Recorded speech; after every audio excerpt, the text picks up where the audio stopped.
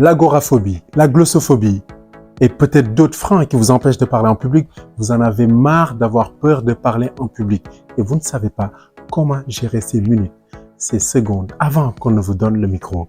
N'ayez crainte. Si vous regardez cette vidéo jusqu'à la fin, vous en saurez un peu plus et vous saurez quel est le mode opératoire pour pouvoir avoir la maîtrise de vos émotions et impacter votre public. On y va. Dans cette vidéo, vous allez avoir 6 tips qui vont vous permettre de gérer cette peur et de ne plus l'avoir. D'ailleurs, à la fin de la vidéo, vous aurez un bonus, le 7e, qui est extrêmement important.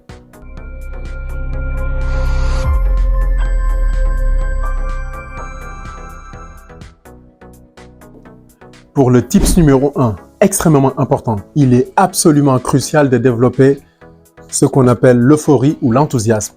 Les meilleurs commerciaux arrivent toujours à travailler cela parce que dans le rapport qu'ils développent avec vous, ils vont toujours vous montrer qu'ils sont ravis de vous avoir au téléphone. Ils vont vous montrer qu'ils sont contents d'échanger avec vous. Ils sont excités de pouvoir vous servir. Donc, il est important de voir la prise de parole en public comme une opportunité. C'est-à-dire les freins que vous pouvez avoir, la peur que vous pouvez avoir, il faut la transformer en opportunité.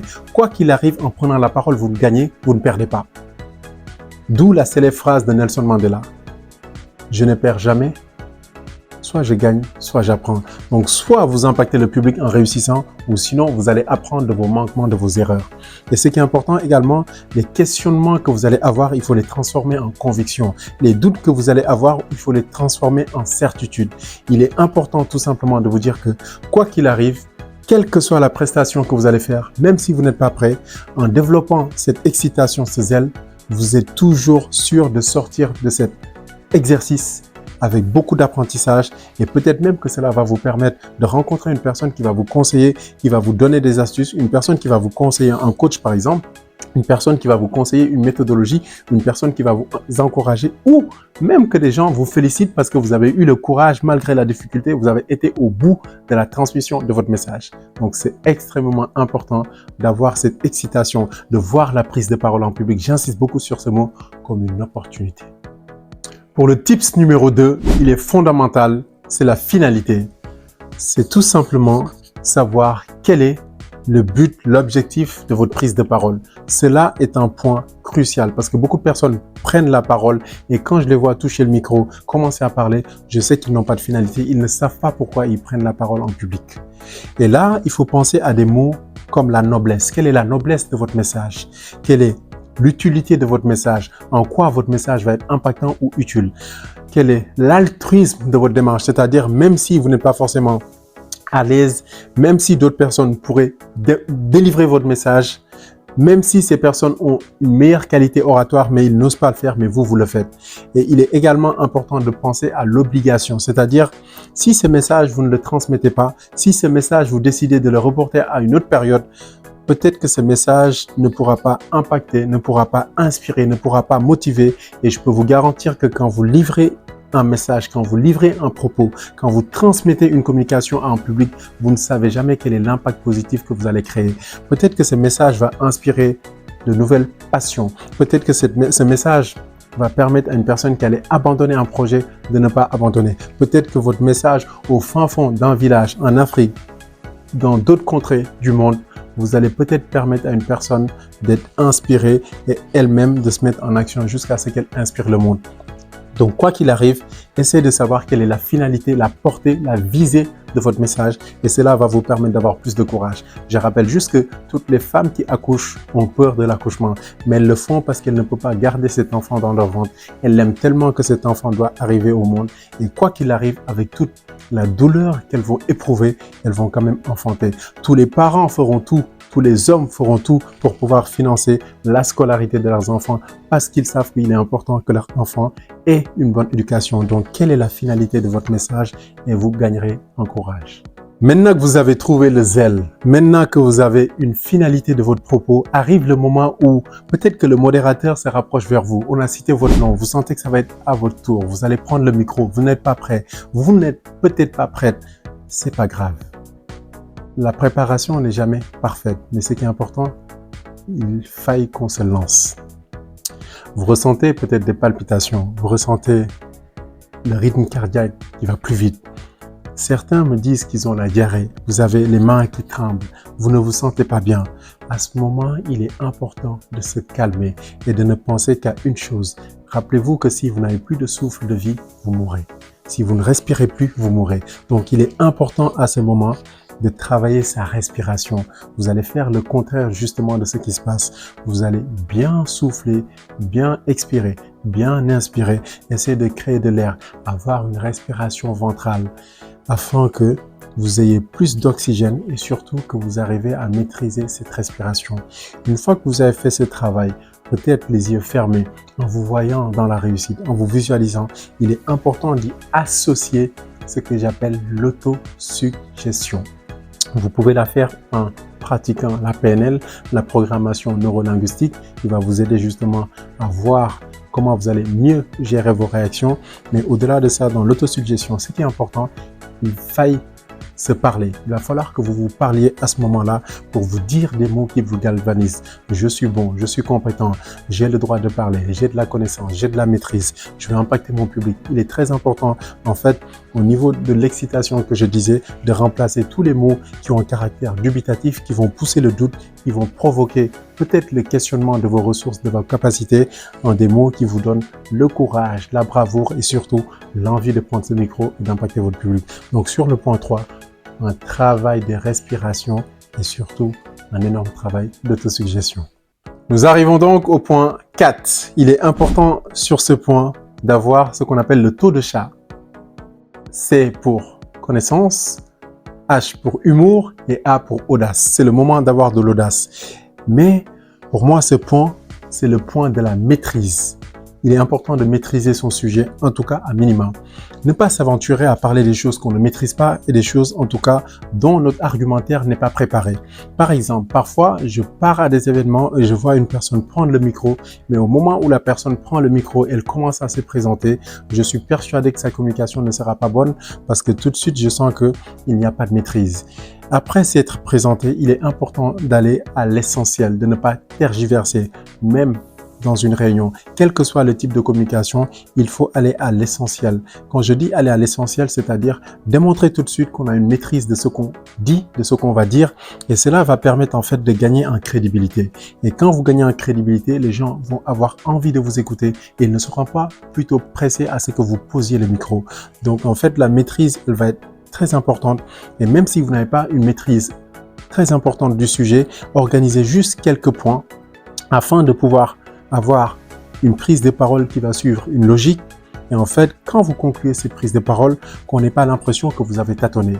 Donc en fait, ce que je peux vous conseiller sur cette partie, c'est vraiment vous exercer sur vos sujets de prédilection.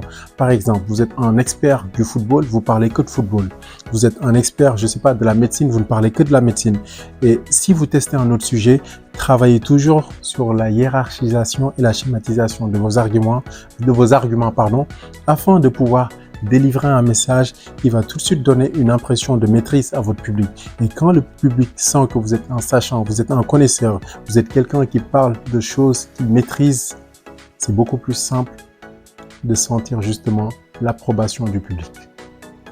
Et là, c'est un point qui est extrêmement important. Je ne peux pas comprendre comment on peut parler en public en ignorant la géométrie de l'espace, en ignorant tout simplement la disposition du public, la disposition de l'espace dans lequel on se trouve. Quel que soit ce que vous avez, si vous êtes derrière un pupitre, si vous êtes en dîner de gala, si vous êtes à une conférence, il y a toujours une disposition et il faut développer une intelligence où vous regardez l'espace et quand vous prenez le micro, quand on vous donne la parole, si vous êtes debout, travaillez justement à la gestion de cet espace. Pourquoi? Vous pouvez par exemple, quand vous êtes dans un dîner de gala, très souvent vous allez avoir des tables rondes. Soit vous vous déplacez de façon latérale pour balayer plus ou moins la salle, du côté gauche vers le côté droit ou l'inverse, ou vous avancez, vous reculez, ou sinon, si par exemple vous êtes dans une disposition de conférence, prenez tout simplement l'allée centrale qu'on vous propose et là vous allez créer une proximité, une connexion avec le public. La gestion de l'espace, elle est très importante et vous pouvez tout simplement utiliser votre intelligence pour vous rappeler des figures géométriques, soit un triangle, un rectangle, en losange. Ce qui est important, c'est tout simplement de créer une connexion avec le public grâce à l'utilisation de votre corps dans cet espace-temps. Il est extrêmement important. Et moi, par exemple, à chaque fois que je prends la parole dans un événement, je fais en sorte de tout de suite, dès que je prends le micro, de me déplacer.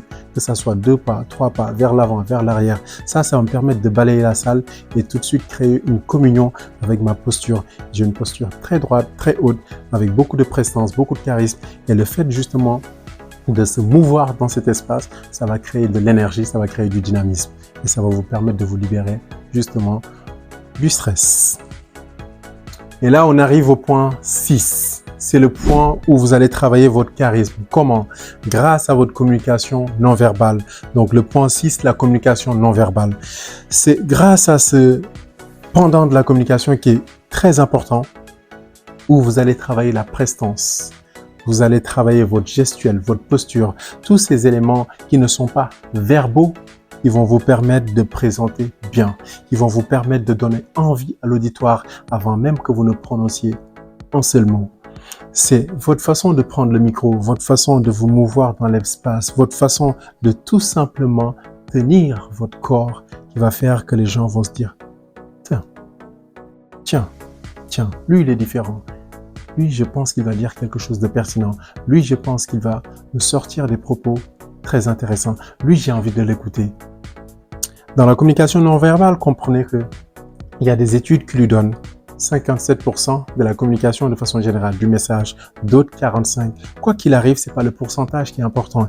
Il faut juste savoir que pour réduire l'impression de stress ou tout simplement l'impression de ne pas être la bonne personne à la bonne place, il est important de travailler sa communication non verbale, sa gestuelle pour que votre déplacement dans l'espace, l'impression que vous donnez, ça soit toujours l'impression d'une personne charismatique, sûre d'elle et surtout d'un leader. C'est très important. Donc, point 6, travailler sur sa communication non verbale. Vous avez suivi la vidéo jusqu'à maintenant, bravo. Une promesse étant une dette, je vous avais fait une promesse au début de la vidéo, je vais maintenant vous la délivrer. S'il y a une chose qu'il faut maîtriser à la perfection, c'est la captivation de l'attention du public.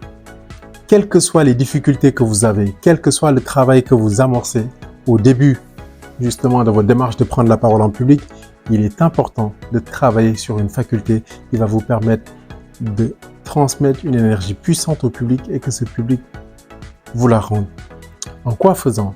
Il est important d'avoir une première phrase, ce qu'on appelle l'exorde. On l'appellerait le hook pour les créateurs de contenu. C'est tout simplement ces premières secondes, ces premières minutes où vous prenez la parole et vous devez absolument dire quelque chose qui attire, qui arrête l'attention du public.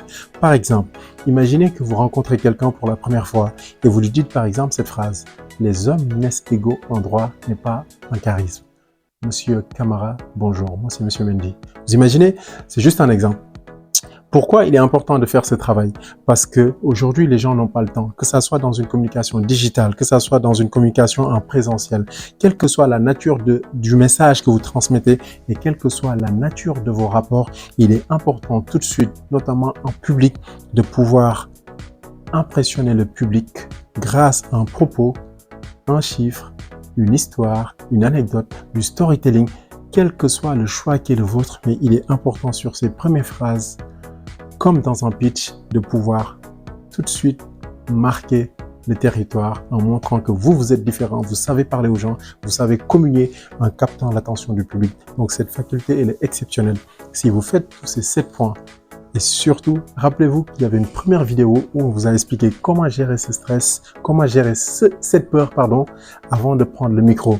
Et dans celle-ci, nous vous avons montré comment faire pour que quand vous prenez le micro, que les choses se passent bien. Maintenant, sur le 3e numéro, nous allons entrer en profondeur pour vous expliquer, une fois que vous avez pris la parole, comment faire en sorte que cette peur se dissipe, même si vous bloquez, que vous arrivez à terme. Messieurs, dames, ce fut un immense plaisir de vous faire cette vidéo. Paul Mendy, fondateur de la société NT Conseil, basée à Rouen, mais intervenant à l'international, avec, encore une fois, pour seule mission, celle de vous aider à impacter votre public. Nous sommes immensément heureux de vous partager ce contenu de qualité, en espérant également qu'elle vous serve dans vos prises de parole, afin que vous puissiez impacter votre public. D'ici là, à très bientôt.